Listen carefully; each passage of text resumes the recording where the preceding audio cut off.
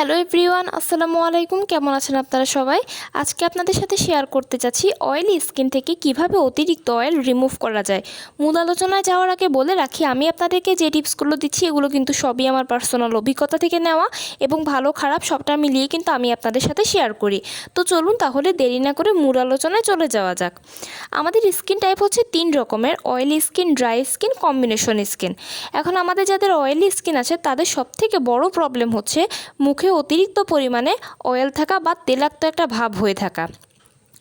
আমার যেহেতু oily skin, তাই আজকে আমি আপনাদের সাথে একেবারে পার্সোনালি শেয়ার করব যে কিভাবে আমি কি করেছি এবং আমার স্কিন থেকে কিভাবে আমি অতিরিক্ত অয়েলগুলো রিমুভ করি।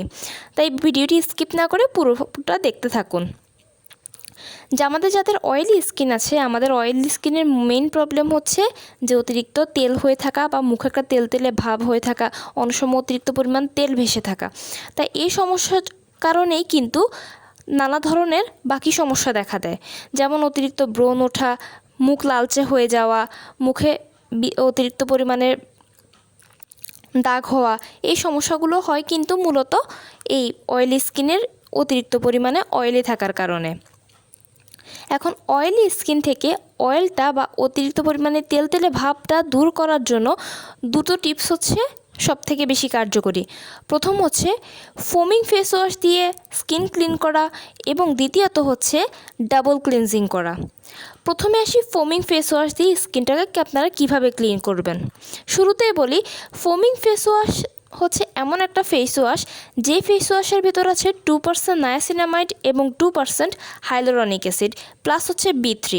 যে কোনো ধরনের ফোমিং ফেস ওয়াশেই কিন্তু এই 3টা উপাদান বিদ্যমান, আর এই 3টা উপাদানই কিন্তু স্কিন থেকে অয়েল কন্ট্রোল করতে দারুণভাবে সাহায্য করে। তাই প্রত্যেকটা ফোমিং ফেস ওয়াশে এই 3টে উপাদান থাকে, তাই আপনারা যে কোনো ধরনের ফোমিং ফেস ওয়াশ কিন্তু ব্যবহার করতে পারেন। আমি পার্সোনালি ফোমিং ফেস ওয়াশটা ব্যবহার করেছি, তাই আমি খুব ভালো ফলাফল পেয়েছি। তবে হ্যাঁ, ফোমিং ফেস ওয়াশটা কিন্তু দিনে যে কোনো একবার ব্যবহার করবে না, কখনো 2বার করে ফোমিং ফেস ওয়াশ ব্যবহার করবে না, এতে কিন্তু একটা সাইড এফেক্ট হওয়ার সম্ভাবনা থেকে থাকে। এবার আসি ডাবল ক্লিনজিং নিয়ে। ডাবল ক্লিনজিংটা কিভাবে করবেন? ডাবল ক্লিনজিংটা করার হচ্ছে মূলত উপায় হচ্ছে দুটি। এক হচ্ছে ফেস ওয়াশ দিয়ে ভালোভাবে স্কিন ক্লিন করা এবং মাইসেলার ওয়াটার বা অয়েল ক্লিনজার দিয়ে স্কিনটাকে ক্লিন করে নেওয়া। প্রথমে আপনি যে কাজটি করবেন, ফেস ওয়াশ দিয়ে ভালোভাবে স্কিনটাকে ক্লিন করে নেবেন।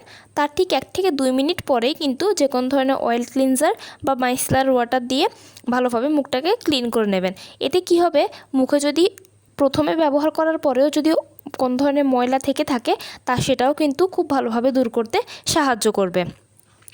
আর আমাদের স্কিনে অয়েলি এই প্রবলেমটা হওয়ার মেইন কারণ হচ্ছে কিন্তু মুখে ধুলোবালি জমে থাকা। মুখে যখন ধুলোবালি অতিরিক্ত পরিমাণে জমে তখনই কিন্তু এই অয়েলটা বেশি হয়। তাই চেষ্টা করবেন সবসময় ধুলোবালি থেকে একটু দূরে থাকার এবং স্কিনটাকে একটু প্রোটেক্ট রাখার। এখন আসি, আপনি এই ডাবল ক্লিনজিংটা কখন করবেন? ডাবল ক্লিনজিংটা সবসময় কিন্তু রাতেই করবেন, কারণ রাতে ছাড়া ডাবল ক্লিনজিংটা অন্য সময় করলে সেটা ভালো হয় না। কারণ রাতে যখন আমরা সারাদিন কাজ শেষে বাসায় আসি বা যখন আমরা ঘুমোতে যাই তখনই কিন্তু আমাদের স্কিনটা একেবারে শান্ত থাকে, তখনই কিন্তু আমাদের স্কিনে যে কোনো ধরনের ময়লাও বসতে পারে না, অতিরিক্ত পরিমাণে তৈলাক্ত ভাবও কিন্তু আসতে পারে না।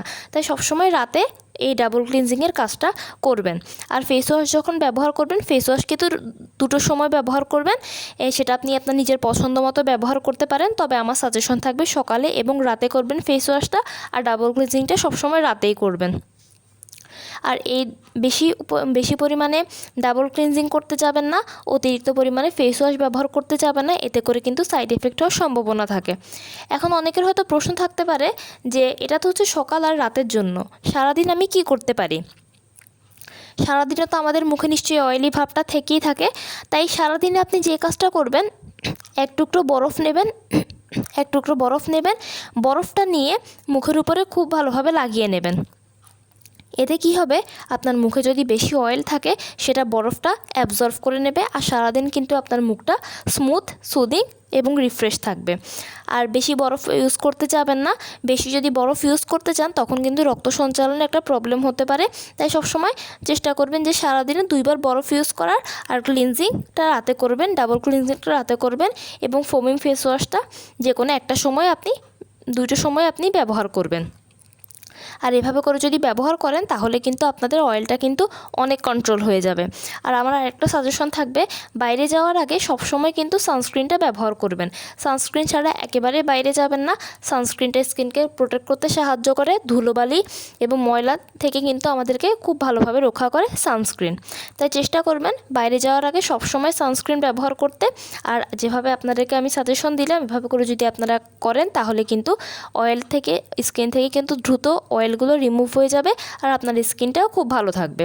তো কেমন লাগলো আমার ভিডিওটি? যদি ভালো লেগে থাকে তাহলে অবশ্যই লাইক এবং কমেন্ট করবেন এবং আমার চ্যানেলটিকে সাবস্ক্রাইব করতে কিন্তু একেবারেই ভুলবেন না। সবাই ভালো থাকবেন, সুস্থ থাকবেন। আসসালামু আলাইকুম।